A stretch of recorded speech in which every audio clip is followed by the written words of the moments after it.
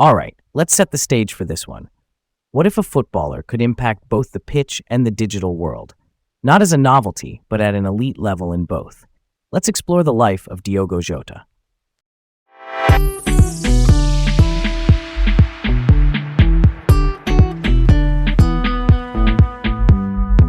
Hi, I'm Leah, feeling curious today and can't wait to dive into this story.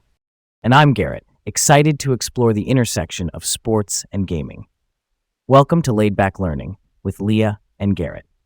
Topic on the table today, Diogo Jota. Footballer and gamer extraordinaire, a life that connected stadium roars and streaming chats in a way that felt new and, honestly, kind of inspiring. Personal note to kick us off. I once tried to split my time between actual Sunday League soccer and, going hard at FIFA Weekend League. I barely kept my legs under me in either. My thumbs and my hamstrings held a quiet protest. Jota did both at a world-class level. That contrast really shows how rare his dual talent was. Let's open the book on who he was.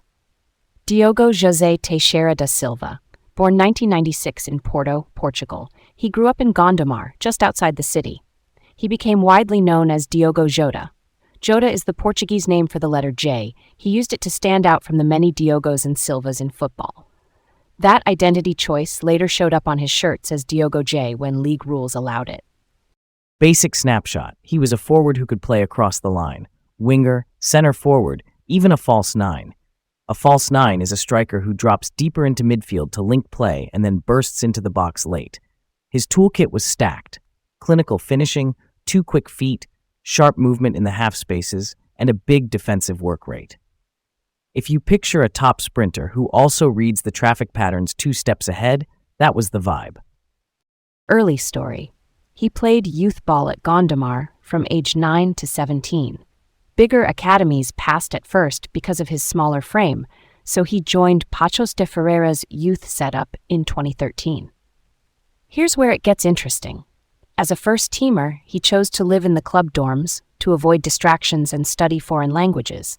That is unusual, and it probably helped him adapt when he later moved abroad to Spain and then England. And he had a scare early on.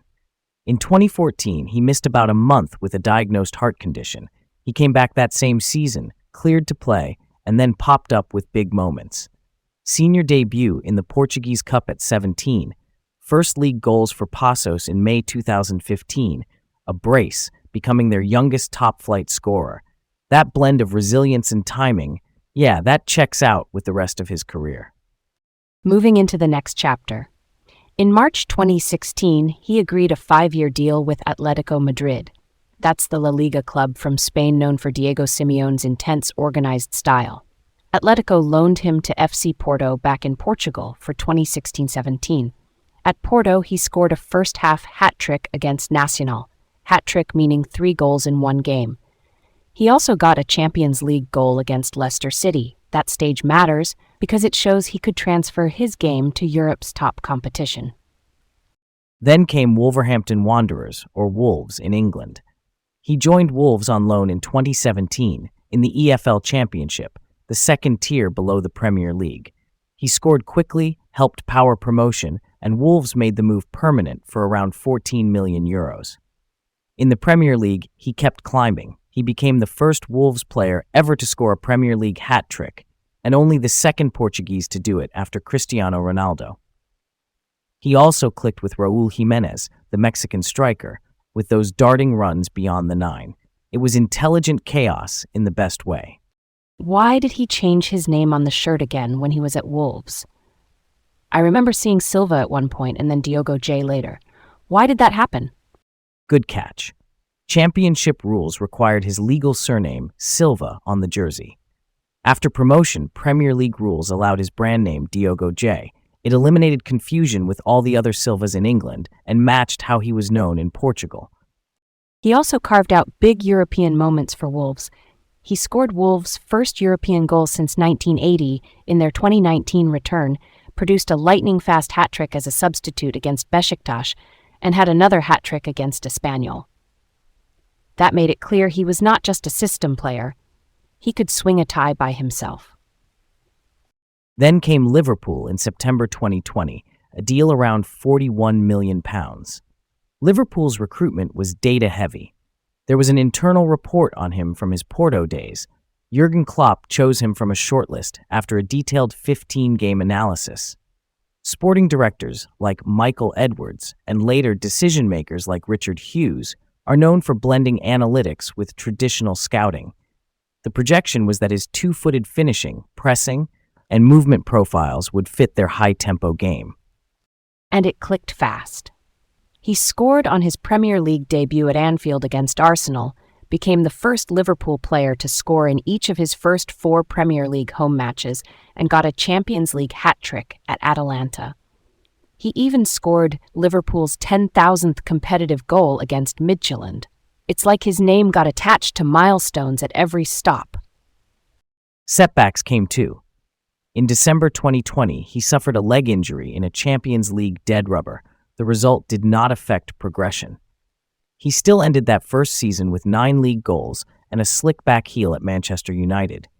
In 2021-22, he helped win both the EFL Cup and FA Cup, scoring in the shootouts against Chelsea.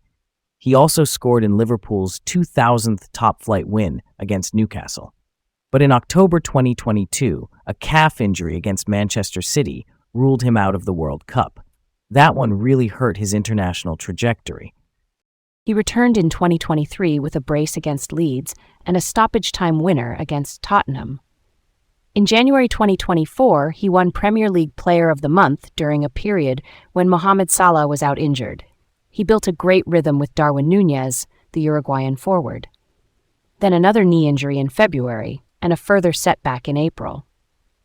The story keeps toggling between brilliance and interruptions. Under Arne Slot, who took over as Liverpool head coach in 2024, he often operated as a false 9, dropping into link, then attacking the box late. He scored the first goal of the Slot era against Ipswich in August 2024, marked his 100th Liverpool start with a winner at Crystal Palace, and in April 2025 scored his final career goal, a Merseyside derby winner against Everton. The Merseyside derby is Liverpool versus crosstown rivals Everton. It is a big emotion game. That goal helped lock down a title run, and Liverpool clinched the 2024-25 Premier League. Internationally, he debuted for Portugal's senior team in 2019 after youth levels. First senior international goal in the Nations League against Croatia in September 2020. The Nations League is a European national team competition designed to replace friendlies with meaningful games. He scored at Euro 2020 against Germany. He missed the 2022 World Cup with that calf injury. He played at Euro 2024 in Germany. And his last act with Portugal was winning the 2025 Nations League on penalties against Spain. He finished with 49 caps and 14 goals. That number might have gone higher with normal injury luck. Now the gaming side. He once hit world number 1 on FIFA 21's Champions Leaderboard in February 2021. He ran an esports team called Luna Galaxy, previously Diogo Jota Esports. He streamed on Twitch, and during the lockdown, he won a Premier League FIFA Invitational against Trent Alexander-Arnold, Liverpool's right back. That crossover deepened his connection with younger fans. On the first anniversary of his passing, EA Sports renamed the Pro Championship trophy in his honor, which hardwires his gamer legacy into the scene he helped spotlight. Why did that blend feel so natural for him, the athlete and the gamer identity? Why do you think it worked? 2 things. First, his discipline habits were set early. Remember the dorms and language study at Patos? That same focus translates to ladder grinds online. Second, his playstyle in real football relied on reading patterns and timing runs.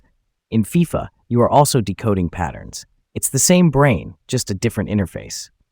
On a much darker note, the end of his life came in July 2025, and it was devastating. He and his brother Andrés Silva, also a professional footballer, died in a car crash on the A52 in Spain near Cernadia, Zamora, shortly after midnight. Reports indicated a tire blowout while overtaking. The car left the road and caught fire. The Spanish Civil Guard said evidence indicated Jota was driving and that the car significantly exceeded the speed limit, but the expert report for the court in Puebla de Sanabria was still being finalized at that time. There was even confusion in some early reporting about their ages. Diogo was 28, Andre 25. Context that makes it even heavier. He had recently undergone minor lung surgery and was advised not to fly. He and Andre were driving to Santander to catch a ferry back to England for pre-season. He married Rute Cardoso in June 2025. They had 3 children. The chain of events that put them on that road feels like a stack of small, careful decisions with a tragic outcome. The response was immense. The wake in Gondomar drew hundreds, including Portugal's Prime Minister Luís Montenegro and President Marcelo Rebelo de Sousa. At the funeral, Bishop Manuel Linda presided. Liverpool's Virgil van Dijk and Andy Robertson carried floral tributes, and Ruben Neves served as a pallbearer. Moments of silence were held at UEFA Women's Euro 2025 matches and the FIFA Club World Cup quarterfinals, and FIFA flags flew at half-mast. That level of coordinated tribute is rare, and it says a lot. Liverpool's actions went deep. They retired his number 20 across all levels. That is uncommon in football. They opened books of condolence, confirmed they would pay out the remainder of his contract salary to his family, and they kept his page on the club site under a forever banner. There was a preseason tribute at Preston North End's Deepdale. The national team honored him before a qualifier against Armenia. Even the Ballon d'Or ceremony in Paris held a moment of silence with a montage. And pop culture joined in. Laufey performed You'll Never Walk Alone in Liverpool. Oasis showed his image during Live Forever at their reunion. The band cast dedicated Walk Away. Guitarist Nuno Betancourt wore Jota's number 20 and performed Changes with Youngblood. That crossover into music and wider culture shows how far his story traveled beyond the pitch and the console. Here is a tough part to navigate. Some circumstances of the crash remained under review at the time, per the Spanish Civil Guard's note about the pending expert report. I lean toward focusing on what is documented and on his legacy, his football, his esports, and the communities he bridged. Not to avoid hard questions, but because speculation risks missing who he actually was. I hear that, and I also think clarity matters for families and fans. Real talk, unanswered details can weigh on people. For me, the respectful middle is to note what authorities have said, state that the expert analysis was still being finalized then, and let the legal process finish. That way we neither ignore the questions nor leap ahead of facts. That's a solid point. Respect privacy, acknowledge the official statements, and avoid turning grief into a puzzle hunt. Meanwhile, his influence is still unfolding. In 2026, Portugal named him an honorary member of their World Cup squad, with a tribute before the opener against DR Congo. And in gaming, the trophy naming carries his signature into every future bracket. Legacy is active, not static. Future lens for a moment. I can picture a film that treats his dual life with care. On one side, the locker room, the tactics board, and the Merseyside derby tension. On the other, the late-night streams, chat scrolling, and tournament runs. 2 arenas, 1 person. It would highlight how modern athletes inhabit more than one stage at once. Counterfactual time. What if he had been cleared to fly and never made that drive to Santander? On the football side, Liverpool's 2025-26 plans likely feature him as a flexible 9 or wide forward in slot system. More minutes with Nunez and Salah, more rotation. He was excellent at narrow margin goals. Think more late winners and cup depth. For Portugal, he is a veteran attacker heading toward the 2026 World Cup. 50 caps would be passed, and his Nations League momentum might carry into the tournament setup. And what would that have meant in gaming? I can see more cross-platform tournaments and charity streams under the Luna Galaxy banner, maybe mentorship programs for young players who split time between sport and esports. He had already proven the template could work. Scaling it would have been the next step, building community around healthy competition on both fields. Another quiet what-if goes back to 2022. If not for the calf injury against Manchester City, he likely plays the World Cup. That could shift his international arc. More caps, more goals, and perhaps a signature tournament moment. Injuries cropped up at inflection points for him. Even so, his per-90 output stayed strong. It adds to the sense of unrealized ceiling without taking away what he actually did. Staying curious about stories like this matters. They remind me that talent can live in more than one lane at the same time. And I am down for exploring those intersections, the places where a person like Diogo Jota connects sport, tech, and culture. That kind of blew my mind in the best way.